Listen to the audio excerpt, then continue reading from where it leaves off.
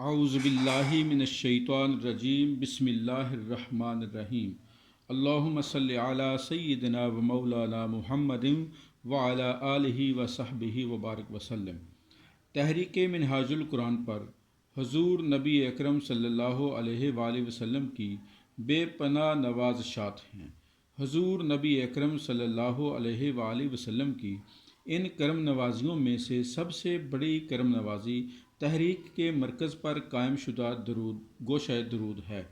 گوشہ درود حرمین شریفین کے بعد زمین پر وہ مقام ہے جہاں 24 گھنٹے سال کے 365 دن ہر لمحہ حضور نبی اکرم صلی اللہ علیہ وآلہ وسلم کی بارگاہ میں درود و سلام کے نذرانے پیش کیے جاتے ہیں۔ شیخ الاسلام ڈاکٹر محمد طاہر القادری نے 1 دسمبر سن 2005 کو اس گوشہ درود کا افتتاح فرمایا۔ اس وقت سے تاحال اس گوشہ درود سے درود و سلام کی صدائیں بلند ہو رہی ہیں۔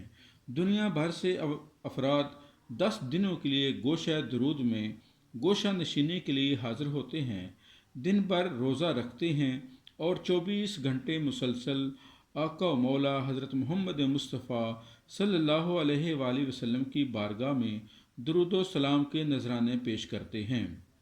گوشہ درود میں شرکت کرنے والوں کو شیخ الاسلام ڈاکٹر طاہر القادری کی طرف سے خصوصی سند شرکت بھی پیش کی جاتی ہے۔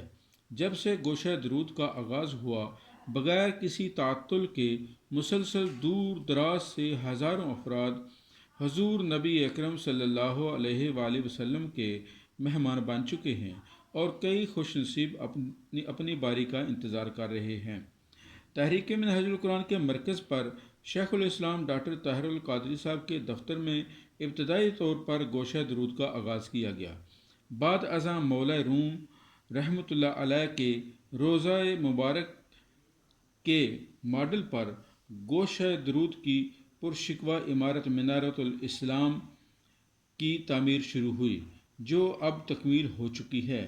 یاد رہے کہ گوشہ درود کی اس عمارت منارۃ الاسلام کی تعمیراتی کام کا سنگ بنیاد شیخ الاسلام ڈاکٹر محمد طاہر القادری نے ربیع الاول 2006 میں اپنے دست مبارک سے رکھا، جبکہ تعمیراتی کام کا باقاعدہ آغاز 18 جون سن 2007 کو کیا گیا۔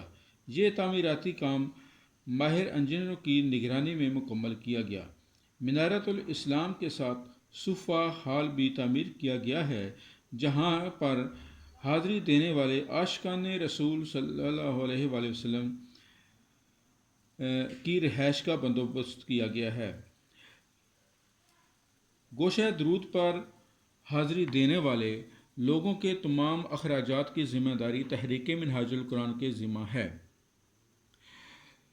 اور تمام لوگ یہاں پر حاضر ہو کر 10 دن مسلسل اپنے پیارے آقا حضرت محمد مصطفیٰ صلی اللہ علیہ وآلہ وسلم کے حضور درود و سلام کے نذرانے پیش کرتے ہیں۔